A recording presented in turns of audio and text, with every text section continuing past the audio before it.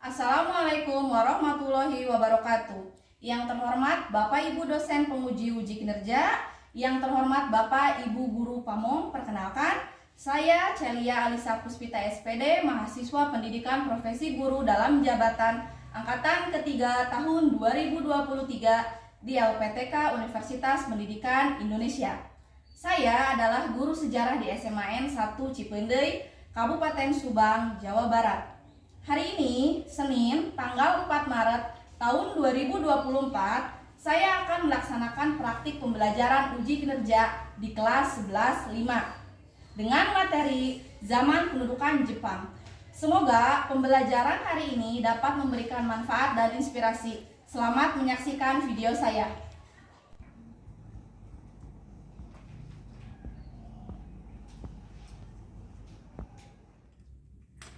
Assalamualaikum warahmatullahi wabarakatuh. Waalaikumsalam warahmatullahi wabarakatuh. Apa kabar anak-anak? Baik. Kalian sudah berdoa? Belum. Oke, silakan pimpin doa sama satu orang. Dalam hati, mulai, selesai. Mudah-mudahan kalian dalam keadaan sehat walafiat semua. Untuk memulai kegiatan, tadi sudah berdoa. Sekarang Ibu akan presensi kehadiran 11.5. Aprianti Hadir. Dede, Hadir. Diana, Hadir. Wiwin, Hadir. Yenti. Hadir. Oke. Terima kasih tadi kepada anak kelas 11.5 yang telah menyiapkan perangkat pembelajaran Ibu ya. Ya, karena memerlukan akses media ya, karena kalau di kelas kurang jelas. Jadi kalian belajarnya di ruangan multimedia ini. Sebelum masuk ke materi, Ibu terlebih dahulu ingin mengecek kesiapan. Kalian sudah siap belajar atau tidak? Kita akan bermain ups and downs. Tunjuk aja ya. Oke, Ilham, silakan Ilham, boleh ke depan. Oke, kita akan bermain ups and downs ya. Udah pernah di kelas ini main ups and downs. Silakan sekarang kalian contohkan dulu berdua. Oke. Nah, kalau Ibu bilang ups, berarti tangan Randy ke atas. Ups. Nah, berarti ini Ilham menang. Nah, sekarang Ibu mulai lagi ya. Ntar, dapat posisinya sama kayak tadi. Downs. Nah, berarti Randy menang. Oke, ngerti cara bermainnya? Ngerti. Oke, silakan kembali ke tempat duduk. Mencari pasangannya terlebih dahulu. Udah dapat pasangannya? 1, 2, 3, ups. Downs. Oke, ya. Terlihat sudah mulai fokus. Oke, terima kasih ya. Ibu sudah melihat sudah ada fokus untuk belajar ya.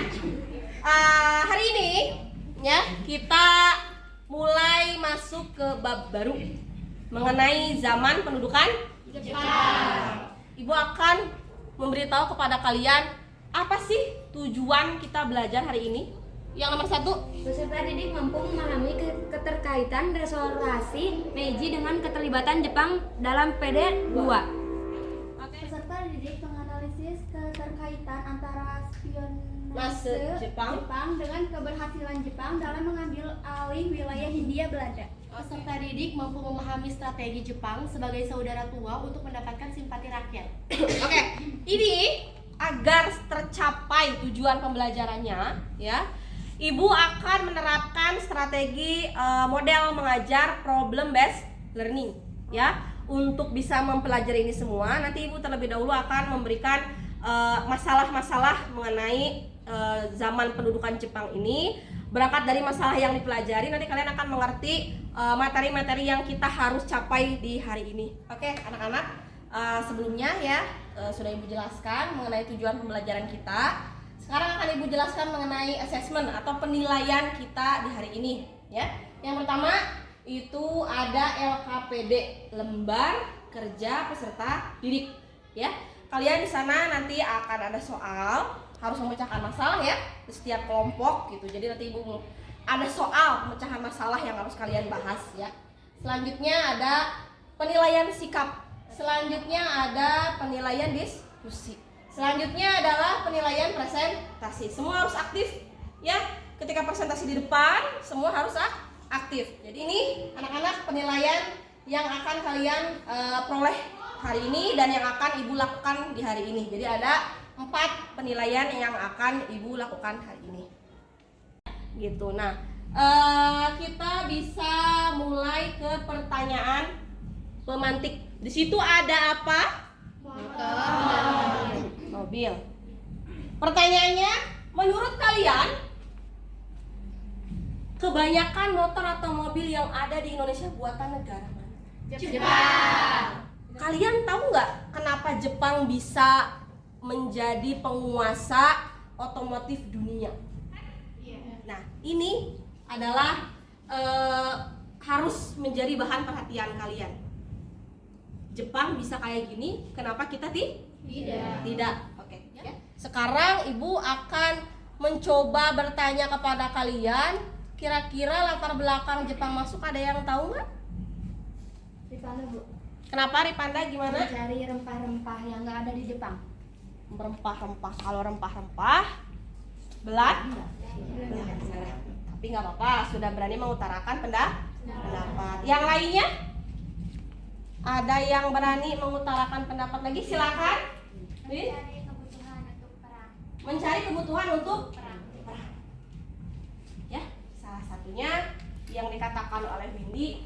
Nah, salah satu yang menyebabkan Jepang menginjakan kaki di kita, ya, adalah ini. Apa ini? Restorasi Meiji. Restorasi Meiji. Ya. Restorasi Meiji adalah suatu kebijakan, ya, keterbukaan atau perombakan unsur lama pada Jepang yang digantikan dengan perpaduan unsur budaya Barat pada masa pemerintahan Kaisar Meiji. Ada Jepang melakukan yang namanya politik sakoku. Sekalian lihat ya. Tahun berapa itu? 1639. Politik sakoku. Sakoku itu pintu tertutup. Jadi dulu Jepang itu melaksanakan politik tertutup. Jadi ini negara Jepang. Orang Jepang tidak boleh keluar dari Jepang dan orang luar tidak boleh masuk ke Jepang. Kenapa alasannya? Ya, yang pertama, Jepang takut ya kehadiran misionaris itu petinggi agama Katolik, kalau di Islam kayak ustadz gitu ya. Itu menyebarkan agama Katolik di Jepang.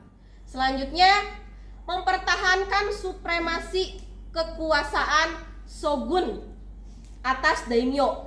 Jepang, pusat kekuasaan saat itu ada di tangan kaisar. Yang memimpinnya atau kepala militernya namanya shogun. Tapi orang yang berkuasa namanya daimyo. Shogun ini ya takut akan kekuasaannya digantikan oleh daimyo si tuan tanah. Gitu ya, makanya dia melaksanakan politik sakoku. Nah, saat itu Jepang baru ada yang berani menentang politik sakoku, itu adalah Amerika Serikat di bawah kepemimpinan Commodore Matthew Perry. Mencoba memasuki beberapa pelabuhan di Jepang dan akhirnya dia bisa mengalahkan politik pintu tertutup ini. Ya, dia melaksanakan konvensi Kanagawa 1854. Akhirnya Jepang mengakhiri yang namanya politik sakoku. Akhirnya dinamakan tadi tuh restorasi Meiji, mengembalikan kekuasaan dari tangan shogun ke tangan kaisar. Sangat berdampak besar ya, ada dari beberapa bidang.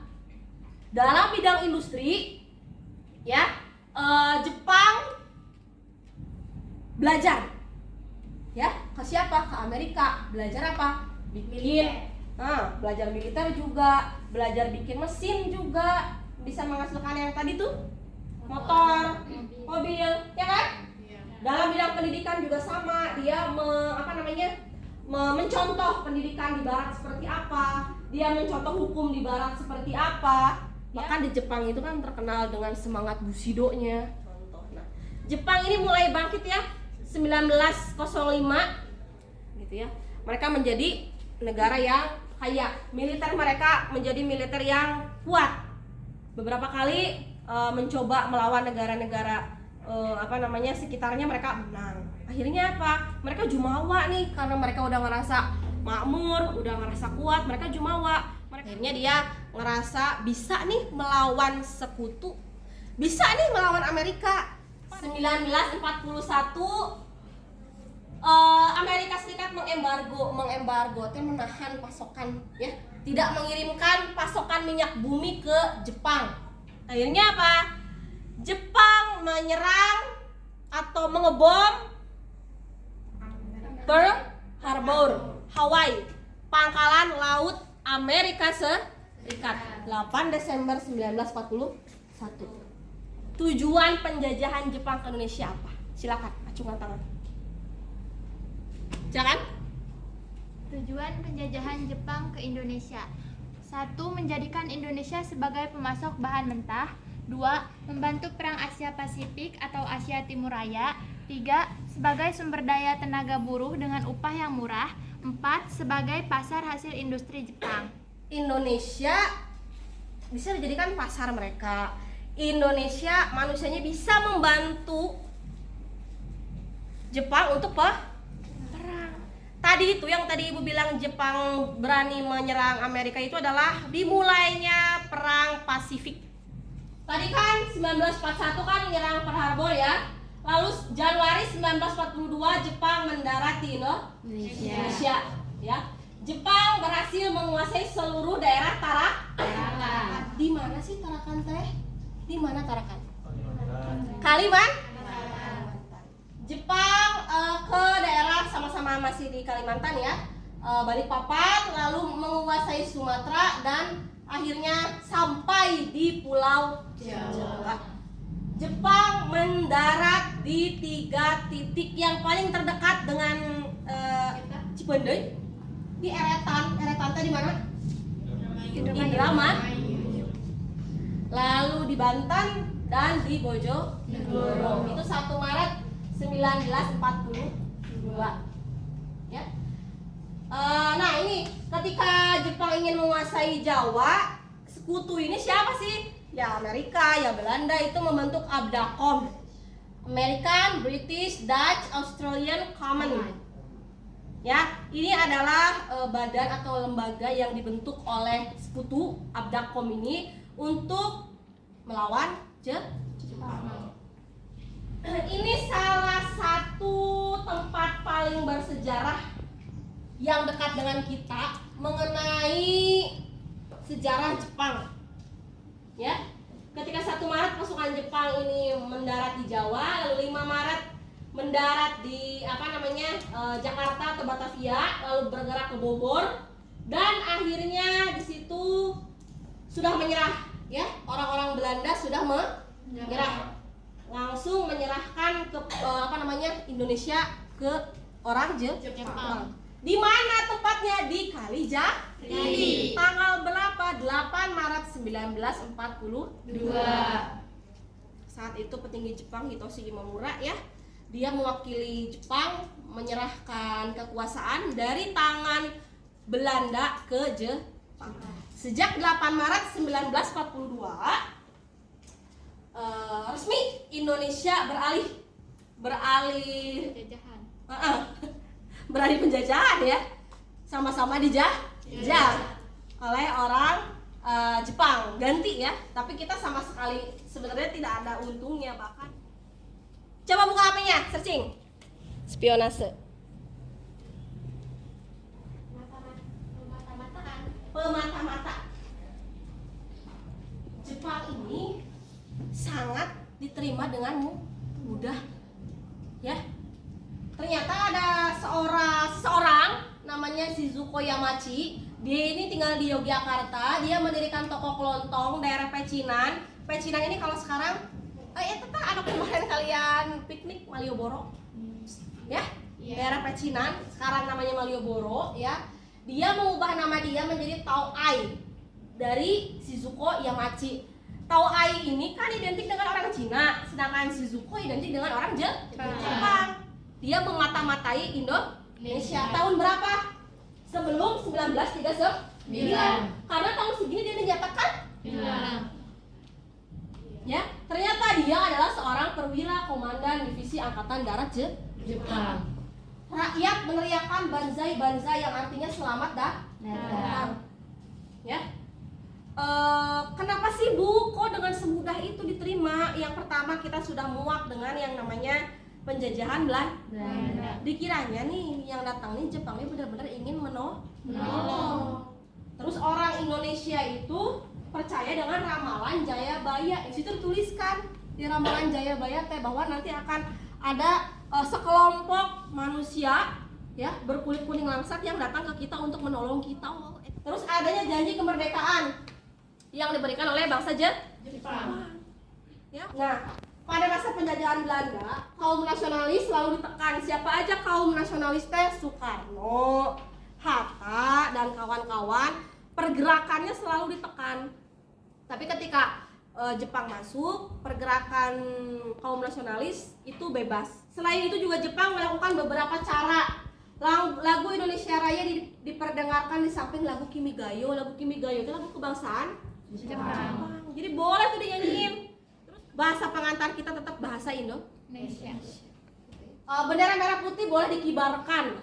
Mereka membentuk propaganda ini Jepang cahaya Asia, Jepang pelindung Asia, Jepang pemimpin Asia. Penjelasan dari Ibu paham ya? Ada yang ingin ditanyakan? Ada Ibu? Ada, silakan sebentar. Ibu bisa jelaskan lagi nggak kenapa Pearl Harbor itu dibom? Ada yang ingin menjawab? Oke, ada silakan. Tadi kan ini Jepang marah ke Amerika ya sebab gak dikirimin ini minyak bumi. Gitu, Oke, ya. Terima kasih pertanyaannya Diana. Terima kasih Windy bantuan jawabannya. Kenapa Jepang menyerang Pearl Harbor? Ya. Ya, karena tadi minyak buminya diembargo. Ya, jawaban dari Windy gitu ya. Ada lagi yang ingin bertanya? Silakan. Kenapa bendera Indonesia boleh dikibarkan bersamaan dengan bendera Jepang? Ada lagi yang menjawab? Silakan. Karena itu kayak akal liciknya Jepang aja Ibu, agar Indonesia percaya bahwa Jepang ke Indonesia itu untuk membantu Indonesia. Salah satu alat propaganda Iya. Jepang. Terima kasih jawabannya. Ada lagi yang ingin bertanya? Silakan. Kenapa Jepang pertama datang ke Indonesia ke daerah Tarakan bukan Jawa? Mungkin banyaknya itu bahan-bahan yang dibutuhkannya banyaknya di situ, ditarakan. Ya. Salah satu tujuan Jepang datang ke Indonesia adalah memperoleh sumber daya alam. Di Tarakan itu banyak sumber daya alam. Minyak bumi, ya, batu bara dan lain itu sangat dibutuhkan oleh Jepang. Tapi Ibu, kenapa Jepang bisa tahu bahwa di Tarakan itu banyak sumber daya alamnya? Kenapa kira-kira? Ada yang mau bantu jawab juga? Ada mata-mata. Nah, ada spionase. Spionase yang Ibu jelaskan itu hanya salah satu. Ibu cukupkan ya untuk sesi tanya jawab. Ibu cukupkan dulu. Kita berpacu dengan waktu. Silahkan kalian duduk secara berkelompok sesuai dengan kelompok yang telah kita sepakati selama 1 semester ke depan. Lihat tangan Ibu. Di sini kelompok 1, 2, 3, 4, 5, 6. Silahkan bagi kelompok tanpa berisik. Dimulai dari sekarang. Bawa gadget ya, bawa handphone.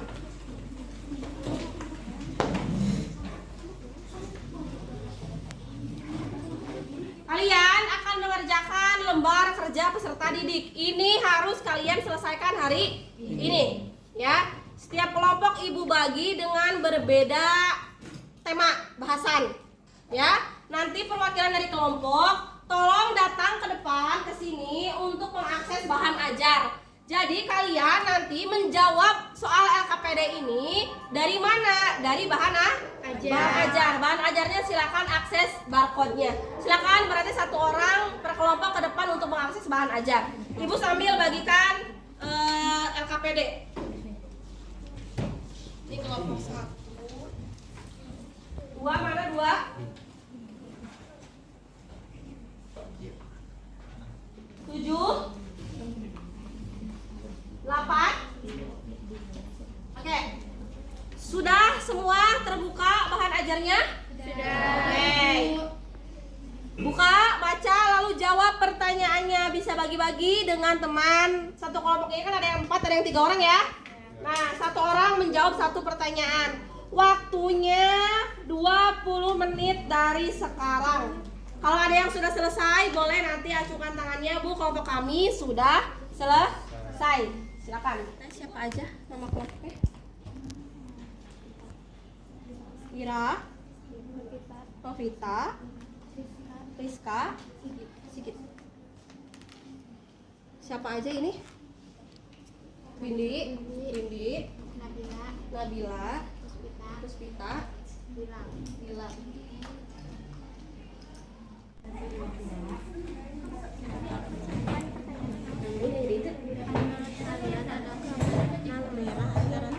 Berarti ada karena kan keterlibatan Jepang pada PD2 berarti Silakan dipercepat. jadi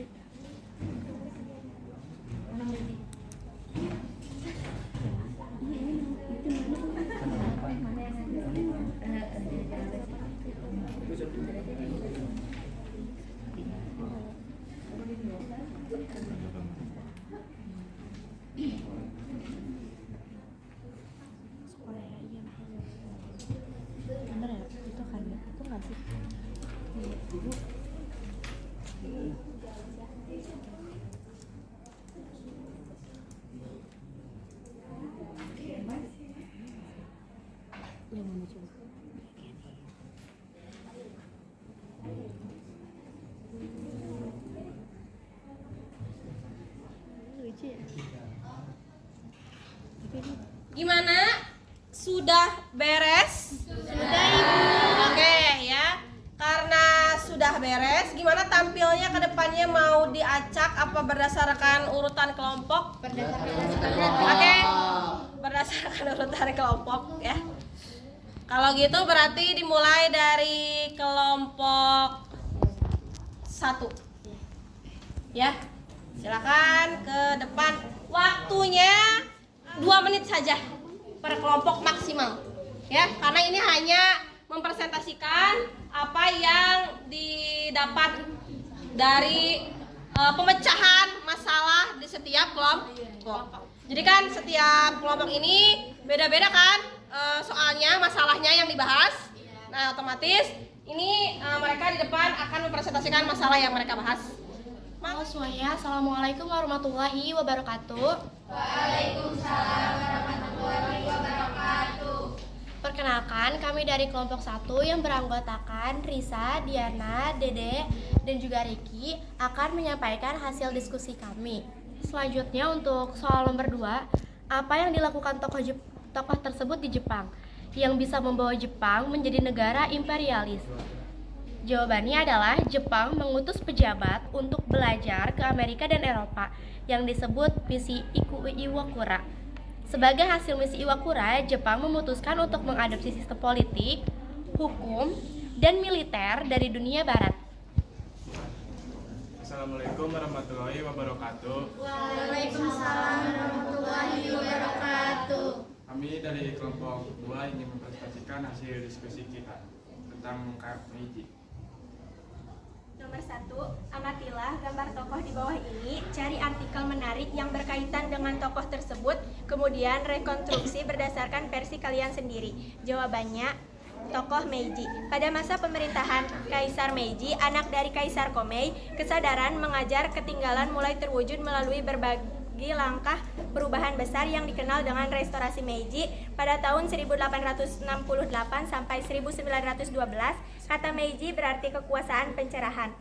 Membawa Jepang menjadi negara imperialis.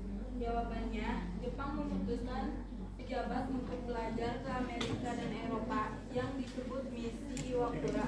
Sebagai hasil misi Iwakura, Jepang memutuskan untuk Soal nomor 2, menurut kalian, literatur yang kalian lakukan baik di modul ajar, buku paket, dan selancar internet, strategi apa sajakah yang dilakukan Jepang untuk mendapatkan simpati rakyat? Strateginya ada 4. Yang pertama, penyerahan Belanda dianggap sebagai akhir penjajahan Belanda. Yang kedua, Jepang berjanji jika Perang Pasifik dimenangkan, maka bangsa-bangsa di Asia akan dimerdekakan. Ada yang mau ditanyakan? Ini mau bertanya. Boleh, silakan. Kan pada awalnya Jepang itu hanya berambisi melakukan ekspansi ke wilayah di kawasan Asia Timur ya. Tapi mengapa Jepang datang ke Indonesia? Karena kan di Indonesia ada banyak minyak bumi, yaitu di Tarakan.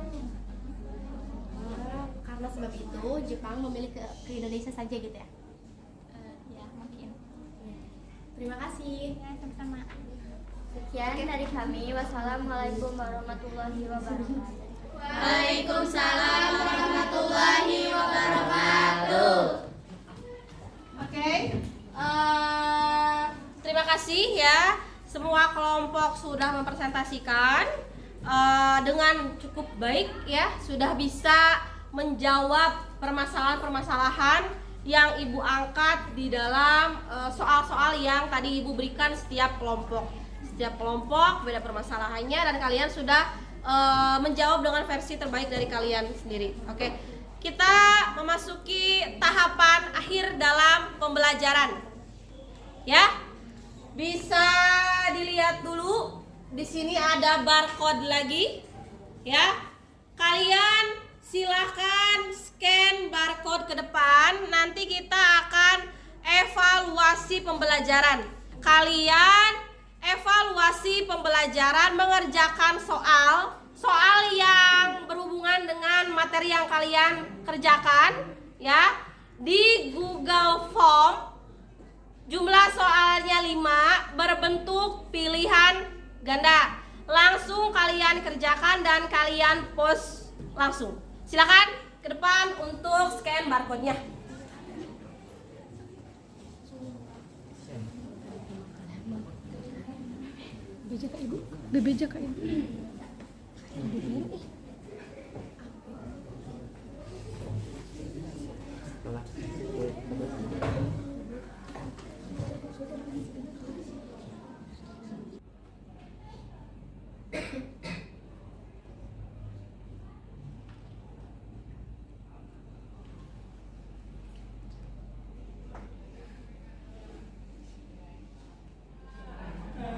Gimana? Sudah beres?